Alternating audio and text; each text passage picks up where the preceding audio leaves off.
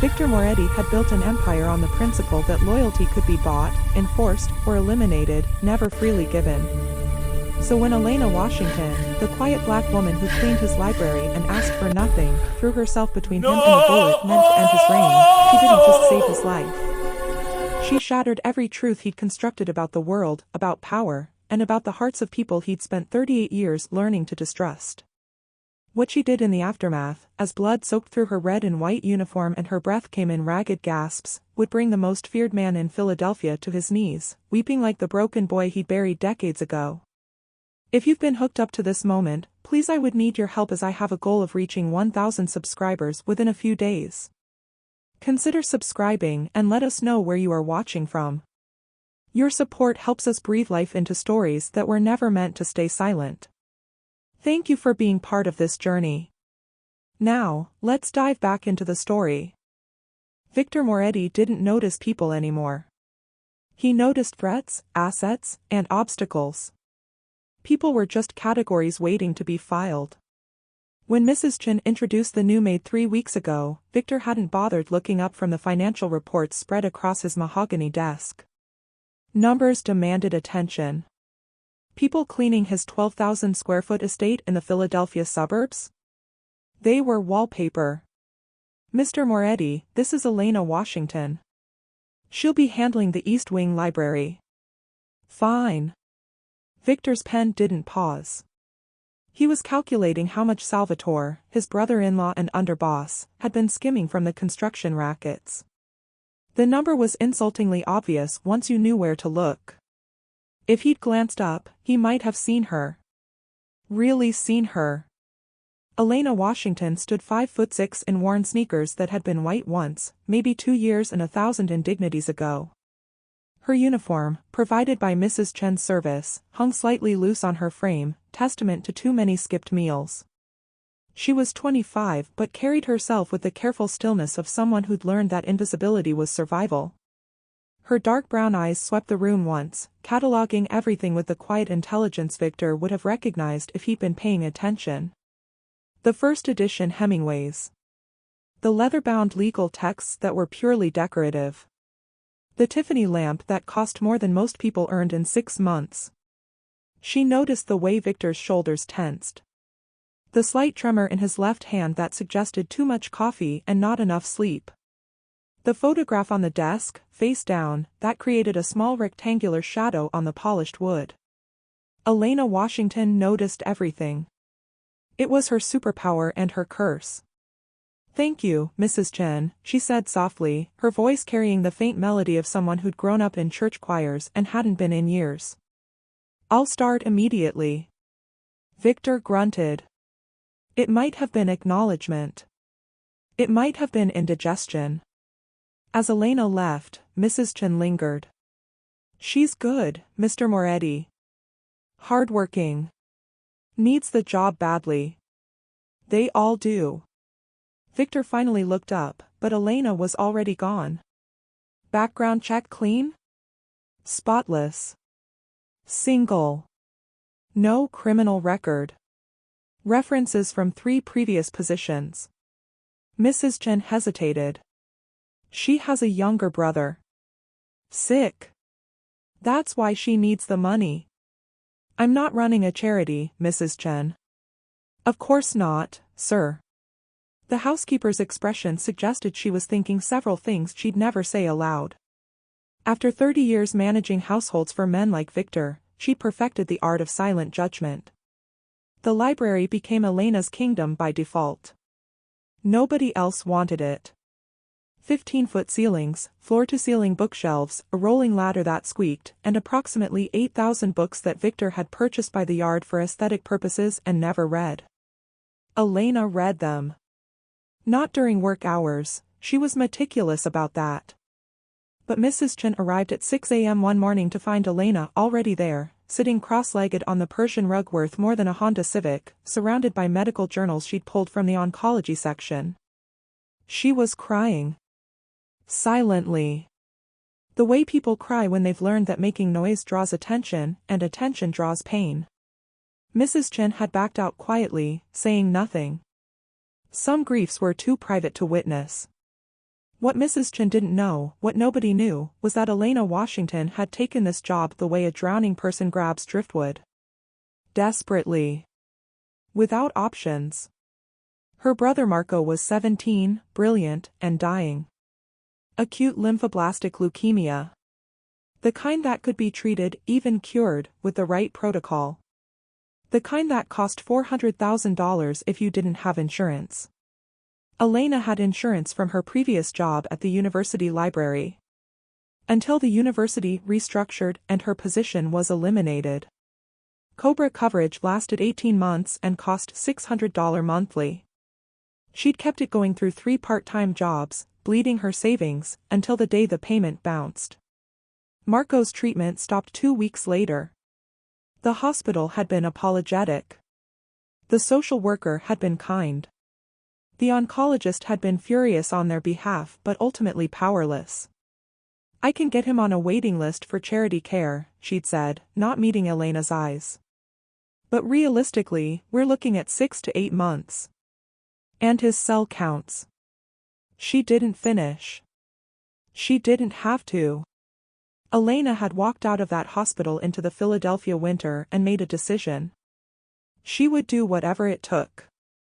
Legal, illegal, moral, immoral, she'd left those categories behind somewhere between her brother's 3rd round of chemo and the moment the insurance lapsed.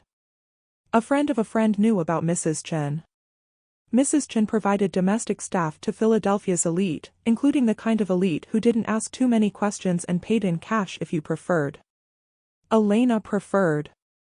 She also preferred not knowing exactly what Viktor Moretti did for a living, though she wasn't stupid. Men who had 12 armed security guards and reinforced windows weren't importing olive oil, whatever the paperwork said. Blood money was still money.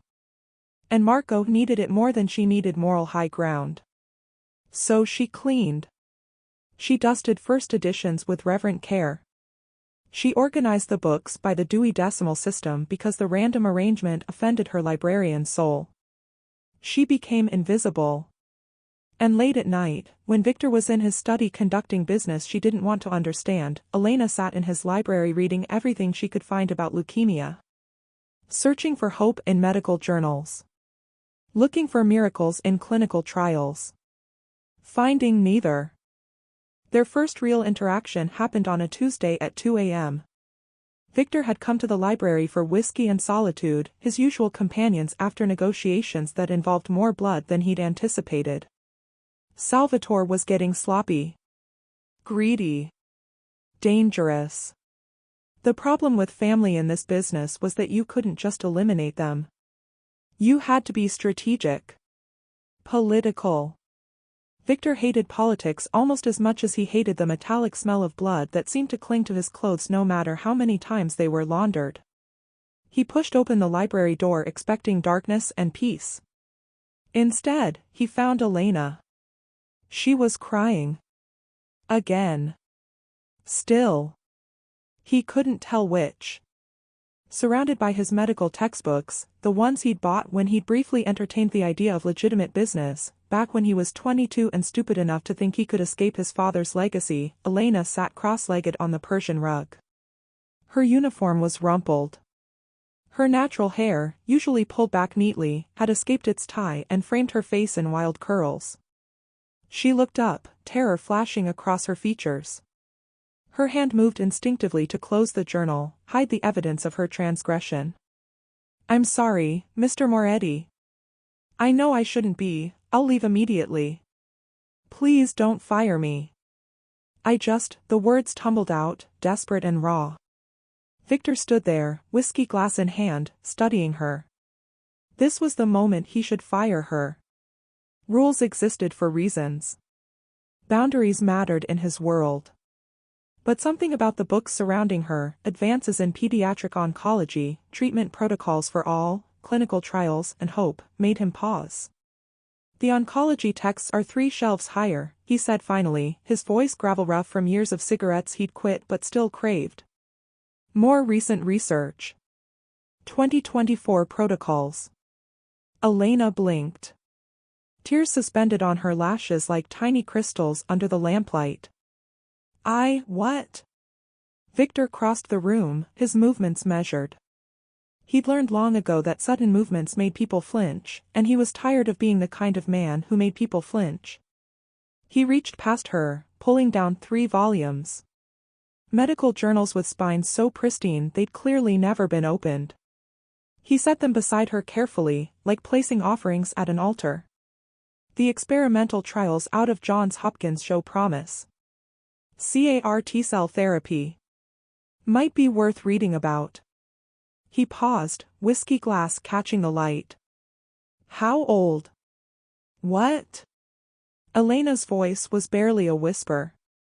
Your brother. How old is he? The question hung between them. Viktor never asked personal questions. Never engaged with staff beyond necessary directives. But here he was, breaking his own rules at 2 a.m. in a library that suddenly felt smaller than its actual dimensions. 17, Elena whispered. He's 17. Viktor nodded once. Sharp. Definitive. Then he turned and left without another word, taking his whiskey and his questions with him. Elena sat frozen, staring at the medical journals he'd left behind. Her hands trembled as she reached for the first one. On the inside cover, written in fountain pen with handwriting that suggested private schools and breeding, was an inscription, "For Viktor, may you find a better path." Mother.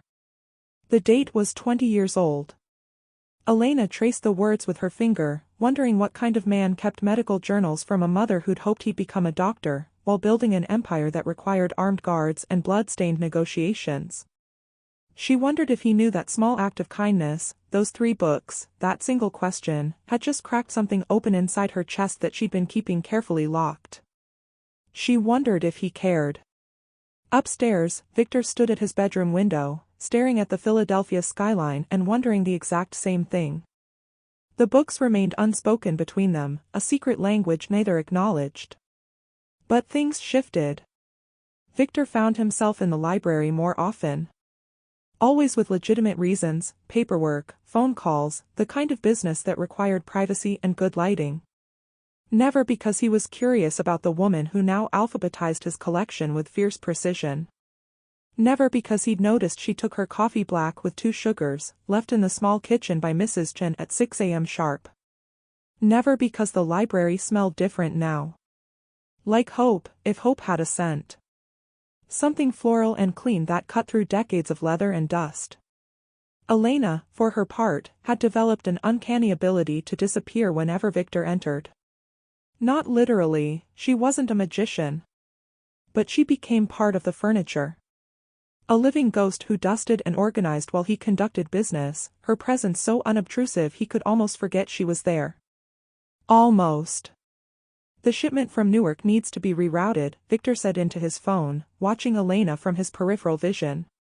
She was on the ladder, reaching for a high shelf, her movements careful and deliberate. I don't care what Salvatore promised. The dock workers are compromised.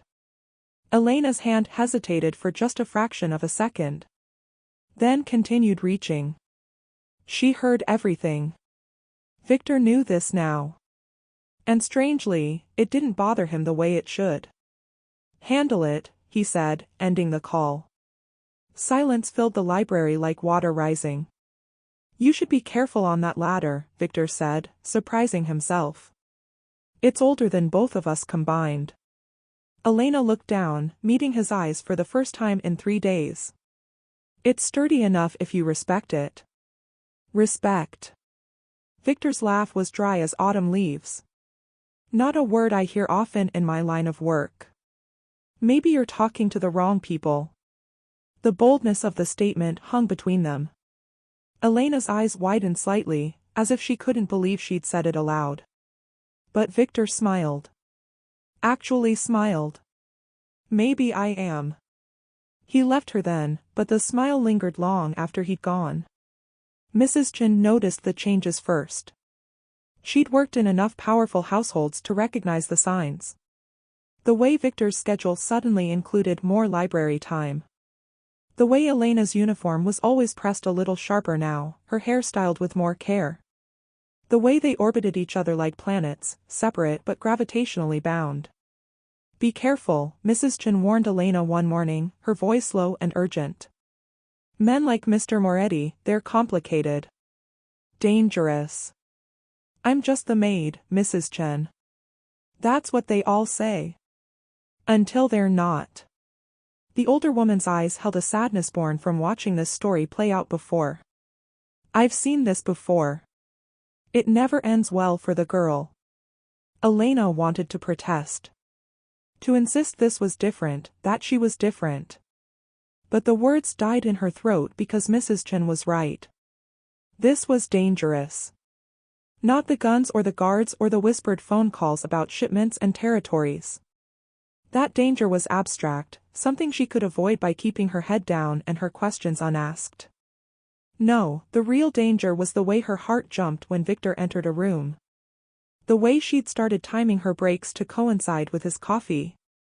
The way she'd caught herself wondering what his smile looked like, the real one, not the cold slash he gave his associates. The way she was starting to care about a man who lived in a world built on violence. Marco called that night, his voice weak but determined. Lena, the social worker, said there might be a spot opening up in a clinical trial. At Penn Medicine. That's amazing, Marco. It's a long shot. Wait list is 60 people deep. But it's something, right? It's hope. Hope. That dangerous, beautiful thing. Yeah, baby brother. It's hope. After she hung up, Elena sat in her tiny studio apartment and let herself cry. For Marco. For herself. For the impossible situation she'd walked into. And for the man whose kindness had made everything infinitely more complicated. Salvatore Di Luca had patience like a saint and ambition like the devil. He'd been waiting 3 years for Viktor to show weakness. 3 years of playing the loyal brother-in-law, the dutiful underboss, while quietly building his own network within the organization. The problem with Viktor Moretti was that he never showed weakness. Never made mistakes. Never trusted anyone enough to create an opening. Until now. He's distracted, Salvatore told his most trusted lieutenant, Tommy Rizzo, over espresso in a cafe they owned in South Philly. Spending time in that library like he's going to read himself into heaven. Could just be business, Tommy offered, though his tone suggested he didn't believe it. Viktor doesn't do anything that isn't calculated. But lately? Salvatore leaned back, a smile playing at his lips. He's been erratic. Sloppy. Last week's negotiation with the Russians, he gave ground. Viktor Moretti doesn't give ground. What changed? Not what. Who? Salvatore pulled out his phone, showing Tommy a photo. Elena, captured leaving Viktor's estate, her uniform visible beneath her worn coat. New Maid. Started a month ago. Suddenly, our fearless leader has a conscience. Tommy studied the image. You think he's involved with her? I think he's becoming human. Which means he's becoming vulnerable. Salvatore pocketed the phone. And vulnerability can be exploited. Back at the estate, Viktor was having similar thoughts about vulnerability, though from a different angle. He sat across from Elena in the library, a ritual that had somehow become routine over the past week. Her lunch break. His excuse to escape the suffocating weight of running an empire. Tell me about him, Viktor said, gesturing to the medical journal open in her lap. Your brother. Elena looked up, surprise flickering across her face. They'd maintained careful boundaries. She cleaned. He worked. They coexisted in comfortable silence punctuated by occasional observations about books or weather. Personal questions were new territory. Marco wants to be an engineer, she said slowly, as if testing whether the words were safe. MIT was recruiting him before he got sick. Full scholarship. He built a robot in 8th grade that could solve a Rubik's Cube in 42 seconds. Impressive. He's brilliant. Annoying, stubborn, terrible at basketball despite being 6'2". Her voice softened. He's everything good I never was. I doubt that. Viktor's response was automatic, surprising them both. Elena met his eyes. You don't know me, Mr. Moretti. Viktor. And you're right. I don't. He paused, weighing his next words like bullets in a chamber. But I know desperation when I see it. I know what it looks like when someone's fighting for something they can't afford to lose. The air between them grew heavy with unspoken understanding. The clinical trial Marco mentioned, Elena said quietly. It costs $50,000 just to get on the wait list. For consideration. Not even treatment. Just consideration. Viktor's jaw tightened. He knew exploitation when he saw it. He'd built a career on it. But somehow, hearing it directed at a 17-year-old kid with a genius IQ and failing bone marrow made his blood simmer with a different kind of anger. That's unconscionable. That's America. Elena's laugh was bitter. Land of opportunity, if you can afford the entry fee. Viktor stood, crossing to his desk. He pulled out his checkbook, the personal one, not the business account that funded shipments and payoffs. What's the trial called? Mr. Moretti. Viktor. And what's it called? Elena's hands trembled. I can't accept. You're not accepting. I'm investing. His pen hovered over the check. Consider it a loan. You'll pay me back when Marco's an engineer at MIT, designing robots that change the world. Tears streamed down Elena's face. Why would you do this? Viktor looked at her, really looked at her. This woman who'd somehow slipped past every defense he'd constructed over 38 years of survival. Because maybe Mrs. Chen is right. Maybe I am talking to the wrong people. He signed the check. $50,000. A rounding error in his world. Everything in hers.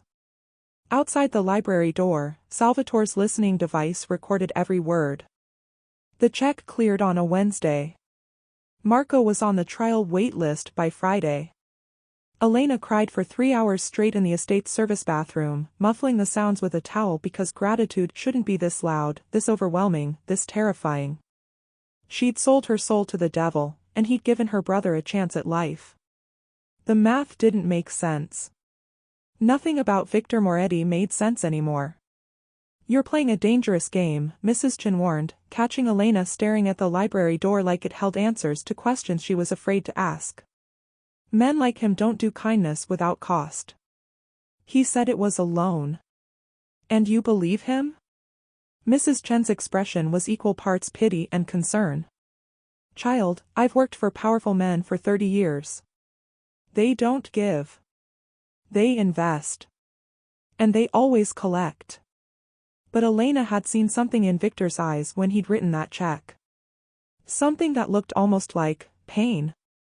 Like he understood what it meant to watch someone you love slip away while the world demanded payment you couldn't afford. She wanted to ask him about it. Wanted to understand the man who funded Marco's hope while orchestrating whatever dark business happened in his other world. She wanted too many things that weren't hers to want. The attack came on the autumn equinox, which Viktor would later think was appropriately dramatic for a coup attempt. September 22nd. The day when light and darkness held equal power. Salvatore had chosen his moment carefully. Half of Viktor's crew was handling a situation in Atlantic City. His head of security was at his daughter's wedding in Boston. The estate was as vulnerable as it would ever be. 12 men. All loyal to Salvatore. All well paid to forget their previous oaths.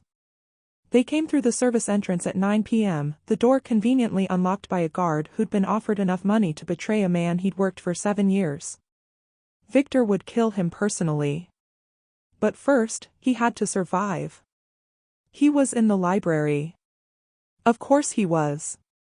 Reading a first edition Steinbeck he'd never appreciated before. Elena had started leaving sticky notes in books, small observations, questions, thoughts she assumed he'd never see. He saw every one. Read them like love letters from a world he'd abandoned. The first gunshot shattered the Tiffany lamp, spraying Art Nouveau glass like deadly confetti. Viktor moved on instinct, 3 decades of survival reflexes activating before his conscious mind registered the threat. He rolled behind the mahogany desk, reaching for the Glock taped underneath. "Evening, Viktor." Salvatore's voice carried from the doorway, smooth as expensive wine. "We need to discuss your retirement." "Retirement implies I get to keep breathing, Sal." "Semantics."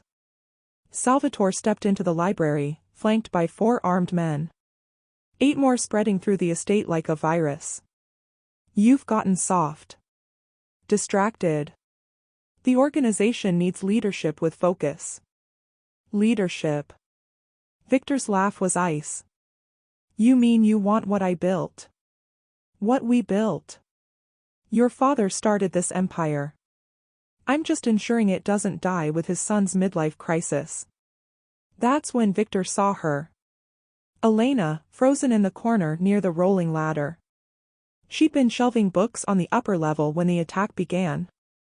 Now she stood perfectly still, a deer caught in headlights made of gun barrels and broken glass. Their eyes met across the room. Viktor's heart, that organ he'd convinced himself was purely mechanical, stopped. Salvatore followed his gaze. Smiled. "Ah, the maid. How convenient." He raised his gun. Not at Viktor. At Elena. "Let's test that softness, shall we? See what you're willing to sacrifice for the help." Time slowed. Viktor saw the trajectory. Saw Salvatore's finger tightening on the trigger. Saw Elena's eyes widen with understanding. Saw her make a choice that would change everything. She jumped. Not away from the bullet. Toward Viktor. "What would you sacrifice for someone you barely know? Tell us in the comments." The bullet caught Elena in the left shoulder as she threw herself in front of Viktor, her body colliding with his with enough force to knock them both to the floor behind the desk. Pain exploded through her like white fire. She'd never been shot before. Movies made it look clean, cinematic. This was neither. This was agony with teeth. "Elena." Viktor's voice, raw with something she'd never heard before. Fear. Actual fear from a man who negotiated with death daily. His hands found the wound, pressing down hard. Her blood, warm and impossibly red, soaked through the white stripes of her uniform, turning them crimson. "Why would you?" He couldn't finish. Couldn't process the impossibility of what she'd done. Above them, Salvatore's laughter cut through the chaos. "Well, that answers that question. Tommy, finish them both." Gunfire erupted. But Viktor's remaining security had finally responded. The library became a war zone, bullets chewing through first editions, shattering windows, destroying the sanctuary that had somehow become the only place either of them felt safe. Viktor returned fire with one hand, the other still pressed against Elena's wound. She was going into shock, her breathing shallow, her eyes starting to glaze. "Stay with me," he commanded, his voice the same steel he used to run an empire. "You don't get to do this. You don't get to save me and then die. That's not how this works." "Marco," she whispered, blood flecking her lips. "The trial, promise me. You'll take him yourself. Promise me you'll stay conscious." The firefight lasted 4 minutes. Felt like hours. When the shooting stopped, 5 of Salvatore's men were dead. 3 had fled. Salvatore himself had vanished like the coward he'd always been beneath the expensive suits and family connections. Viktor's head of security, Angelo, who'd cut his daughter's wedding short the moment he'd received the emergency alert, burst into the library with 6 armed men. "Boss." Then he saw the blood. Saw Elena cradled in Viktor's arms. Jesus Christ. Get the car. Now. St. Agnes Hospital, tell Dr. Reeves I'm calling in every favor he's ever owed me. Boss, we should call. Now, Angelo. Viktor had never ridden in the back of a car before. He always drove or sat up front. Control. Distance. Power dynamics. Now he held Elena against his chest, her blood soaking into his Tom Ford shirt, her breathing rattling like dice in a cup. His hand pressed a torn piece of his jacket against the wound, trying to stem the bleeding that wouldn't stop. Stay awake, he ordered. Tell me about Marco. Tell me about MIT. Tell me anything.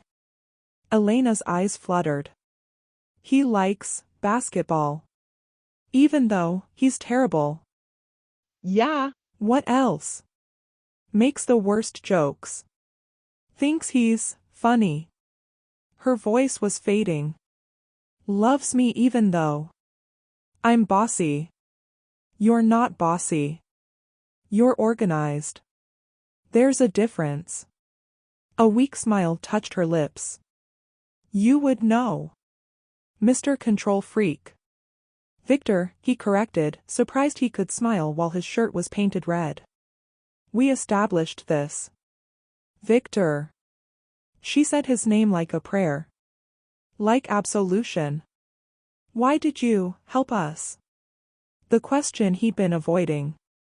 The answer he'd been hiding from himself. Because you reminded me that people can still choose to be good. Even in a world that punishes them for it. His voice cracked. Because you dust my books like they matter. Because you leave sticky notes like I'm worth talking to. Because. He stopped. Couldn't say the rest. Because you made me remember what it feels like to be human. Elena's hand found his, slick with her own blood. Don't let Marco blame himself. Tell him. I chose this. Tell him yourself. You're not dying in my car, Elena Washington. I forbid it. Her laugh was barely a breath. Since when do I follow your orders? Since right now. That's an order. Stay alive. The hospital lights blazed ahead like heaven's gates. Viktor prayed to a god he'd stopped believing in 30 years ago. Please. Not her. Anyone but her. St. Agnes Hospital had a trauma wing funded entirely by Viktor Moretti. A donation made 5 years ago when one of his men had bled out in the waiting room because the trauma bay was full. Money bought many things. Including immediate medical attention. Dr. Reeves met them at the ambulance bay, his surgical team already scrubbed and ready. He took one look at Elena's pale face, Viktor's blood-soaked shirt, and asked no questions. Gunshot wound, left shoulder, approximately 20 minutes ago, Viktor reported, his voice clinical even as his hands trembled. She's lost significant blood. She needs. We've got her, Mr. Moretti. Dr. Reeves gestured to his team. But you need to let her go. Viktor looked down. His arms were still wrapped around Elena, holding her like she might dissolve if he loosened his grip. Mr. Moretti. Viktor. Dr. Reeves's voice softened. Let us save her. It took everything Viktor had to release her. To watch the gurney disappear through the trauma bay doors. To stand there in the fluorescent-lit hallway, covered in her blood, powerless for the first time in 20 years. Angelo appeared with a change of clothes. Boss, we should. I'm not leaving. Viktor. I said I'm not leaving. The words echoed off sterile walls. Several nurses looked over, then quickly looked away. You didn't stare at Viktor Moretti. Not if you were smart. Angelo nodded slowly. I'll post security. Salvatore might. Salvatore is a dead man. He just doesn't know it yet. Viktor's voice was ice over rage. But first, I need to know she survives. The waiting room became Viktor's church. He sat in an uncomfortable plastic chair designed to discourage lingering, still wearing Elena's blood despite Angelo's protests. A scarlet letter of violence. A testament to sacrifice. Mrs. Chen arrived an hour later, her face carved from worry. I came as soon as I heard. How is she? Still in surgery. And you? I'm fine. You're covered in her blood, Mr. Moretti. You're many things, but fine isn't one of them. Viktor looked at her then, really looked. Mrs. Chen had worked for him for 3 years. Had she always had those knowing eyes? That gentle strength? She threw herself in front of a bullet meant for me, he said quietly. Why would she do that? You really don't know? Mrs. Chen sat beside him, propriety forgotten. That girl hasn't stopped talking about you since you gave her those medical journals. Since you wrote that check for her brother. Since you showed her that monsters can choose kindness. I'm not kind, Mrs. Chen. I've done things. We've all done things. She cut him off. But what matters is what we choose to do next. Elena chose to save you. What will you choose? The question hung in the antiseptic air. What would he choose? Revenge was easy. Salvatore would pay in blood and screams. That was already decided. But after? When Elena woke up, if she woke up, what then? Could a man who'd built an empire on fear and violence offer anything worth having to a woman who'd shown him what selfless love looked like? Dr. Reeves emerged at 3 a.m., still in surgical scrubs, exhaustion etched into his features. Viktor stood so fast his chair clattered backward. Is she? She's alive. The bullet missed the brachial artery by millimeters. She's incredibly lucky. Dr. Reeves pulled off his surgical cap. She lost a lot of blood. The next 24 hours are critical. But she's strong. Fighter. Can I see her? She's in recovery. Not conscious yet. But. Dr. Reeves studied Viktor's face. Yeah. You can see her. Elena looked impossibly small in the hospital bed, tubes and wires connecting her to machines that beeped rhythmically. Her red and white uniform was gone, replaced by a pale blue hospital gown. Her shoulder was heavily bandaged. She was alive. Viktor sat beside her bed and, for the first time since he was 8 years old watching his father's casket lowered into the ground, he wept. Great, shuddering sobs that came from a place he'd thought dead. Tears that washed away decades of carefully constructed armor. She'd saved him. Not just from a bullet. From himself. He took her hand carefully, mindful of the four. Thank you, he whispered. And I'm sorry. For everything you're about to be dragged into. For every danger my life brings. For. Her fingers twitched. Squeezed his hand weakly. Viktor's breath caught. Her eyes fluttered open. Unfocused. Confused. Then found his face. Marco, she whispered. Safe. Angelo's watching him personally. Good. Her eyes started to close again. Elena, wait. Why did you do it? Why save me? She smiled. Barely. Someone had to show the devil he's worth saving. Then sleep claimed her. Viktor sat holding her hand as dawn broke over Philadelphia, knowing his life had just been divided into 2 categories, before Elena and after. Elena woke to sunlight streaming through hospital windows and the sound of 2 men arguing in whispered Italian. You can't just walk away from the organization, Viktor. It doesn't work like that. Watch me. She turned her head slowly, everything hurt, a dull throb that radiated from her shoulder through her entire body, and found Viktor standing by the window with Angelo. He looked different. Still wearing the blood-stained clothes from last night, but something in his posture had shifted. Less coiled violence. More quiet determination. You're awake. Viktor crossed to her bedside immediately, his hand finding hers with a gentleness that contradicted everything she knew about him. How do you feel? Like I got shot. Her voice was sandpaper rough. Creative choice on my part. Angelo snorted. She's got your sense of humor, boss. God help us all. Give us a minute, Angelo. When they were alone, Viktor sat in the chair he'd apparently occupied all night. There was a blanket someone had draped over the back, a cold coffee cup on the side table. You stayed, Elena said. Where else would I go? To hunt down Salvatore. To protect your empire. To do literally anything other than watch me sleep. Salvatore's handled. Angelo's men found him at a safe house in Camden. He's being dealt with. Viktor's expression darkened briefly. As for my empire, it can burn for all I care. Elena blinked. I'm sorry, did the blood loss affect my hearing? Did you just say? I'm out. Done. Finished. Viktor stood, began pacing.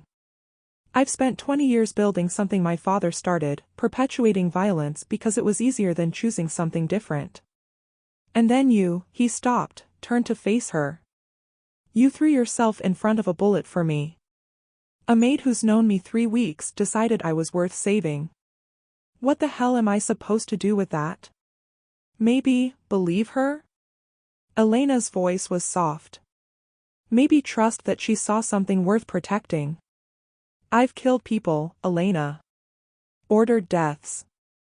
Destroyed lives. I know. You know? He stared at her. You know what I am and you still. I know you gave my brother a chance when no one else would. I know you treated me like a person when I'd gotten used to being invisible. I know you read my sticky notes and left coffee the way I like it. She met his eyes steadily. I know people can change if they choose to. The question is, do you choose to? The question hung between them like a bridge over impossible distance. Before Viktor could answer, the door burst open. A teenage boy in a wheelchair, pushed by Angelo, barreled into the room. Lena. Marco? Elena's eyes filled with tears. What are you doing here? You should be resting. Like I could rest knowing my sister took a bullet? Marco wheeled himself to her bedside, his face gaunt from treatment but his eyes bright with that fierce intelligence she loved. He looked at Viktor. You're him. The one who got her shot. Marco, Elena started. No, he's right. Viktor's voice was steady. I'm the reason she's here. I'm the reason she was in danger. And I'm sorry. Good. Marco cut him off. Because you're also the reason I'm in that clinical trial. The reason we have hope. He extended his hand. Thank you.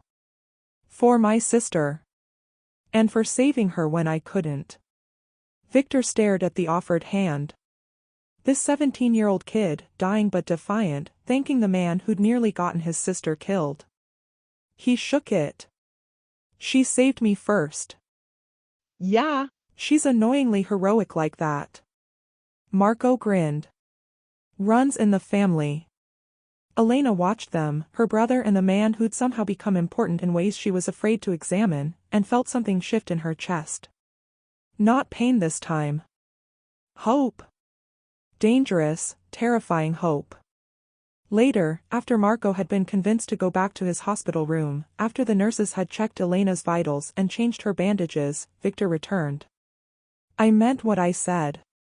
About being done with that life. What will you do instead? I don't know. He smiled, that real smile she'd wondered about. Maybe find out who Viktor Moretti is when he's not trying to be his father. That sounds scary. Terrifying. He took her hand. But maybe worth it. If you'll help me figure it out. Elena squeezed his fingers. One condition. Anything. No more people shooting at us. I'm not making a habit of this. His laugh was sunshine breaking through decades of clouds. Deal.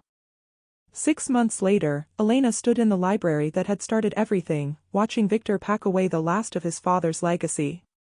The guns were gone. The illegal ledgers destroyed. The organization had been systematically dismantled, sold off piece by piece to rivals who couldn't believe their luck, until all that remained was legitimate business, construction companies, restaurants, real estate. Boring. Legal. Clean. You sure about this? Elena asked, running her finger along a bookshelf she no longer had to dust professionally. She lived here now. An arrangement that had started as recovery supervision and evolved into something neither of them wanted to name too quickly. Something that felt like home. About going legitimate? Absolutely. Viktor closed the safe, now empty except for family photos and his mother's medical journals. About this? He gestured between them. Terrified. But yes. Good. Because Marco's coming for dinner and he's bringing his new girlfriend. We need to present a united front. He has a girlfriend? Viktor's eyebrows rose. When did this happen? Last week. Met her at physical therapy. She's studying biomedical engineering at Drexel. Elena smiled. His latest scans came back clear, by the way. Dr. Chen says if the next 3 months look good, they'll officially call it remission. Viktor crossed the room, pulled her into his arms carefully, still mindful of her shoulder, though it had healed months ago. That's incredible. It's a miracle. She looked up at him. A $50,000 miracle that you made possible. We made possible. You're the one who survived getting shot. That took considerably more effort. Elena laughed, then grew serious. Can I ask you something? Anything. Why did you really help us? The truth this time. Viktor was quiet for a long moment, his thumb tracing circles on her back. I had a daughter once. Sophia. She would have been Marco's age now. Elena's breath caught. Viktor. Leukemia. Same as Marco. We had money, the best doctors, every advantage. His voice cracked. She died anyway. 8 years old. My wife left 6 months later. Couldn't look at me without seeing what we'd lost. I'm so sorry. I put her photo face down on my desk the day of the funeral. Couldn't bear to look at her smile. Couldn't bear to remember that I'd failed her. He pulled back slightly to meet Elena's eyes. Then you showed up, fighting for your brother with nothing but determination and hope. Reading medical journals at 2 a.m. Refusing to give up even when the world said you should. Understanding bloomed across Elena's face. I reminded you of everything I'd lost. Of everything I'd stopped believing in. Viktor cupped her face gently. You and Marco, you got your miracle. I couldn't save Sophia. But maybe, by helping save Marco, I could save myself. Tears streamed down Elena's cheeks. You did save yourself. By choosing to change. By choosing to be better. No. Viktor kissed her forehead. You saved me. When you threw yourself in front of that bullet, when you showed me that love, real, selfless love, still exists in this world. That's what left me in tears. Not fear of losing you, though God knows that terrified me. But the realization that someone like you believed someone like me deserved saving. You did deserve it. You do deserve it. I'm starting to believe that. He smiled. Because of you. The doorbell rang. Marco's voice carried through the estate. Lena. We're here. And yes, I brought dessert even though you said not to. Elena laughed, wiping her eyes. That boy never listens. Runs in the family, Viktor said, echoing Marco's words from the hospital. As they walked toward the sound of her brother's laughter, toward family dinners and normal problems and a future neither of them had imagined possible, Elena realized something. She'd come to this estate desperate, willing to work for a devil to save an angel. Instead, she'd found that devils could choose redemption. That monsters could learn to be men. That love could bloom in the blood-stained soil of broken empires. And that sometimes, the bravest thing you could do wasn't taking a bullet. It was believing someone was worth taking a bullet for. The end. What would you do if given the chance to save someone everyone else had given up on? Share your thoughts below. Your story might inspire someone who needs hope today. In the library where it all began, 3 books still sit on a shelf marked EW, medical journals that saved a boy's life and a man's soul. And between their pages, sticky notes remain, small monuments to the moment a maid and a monster chose to save each other.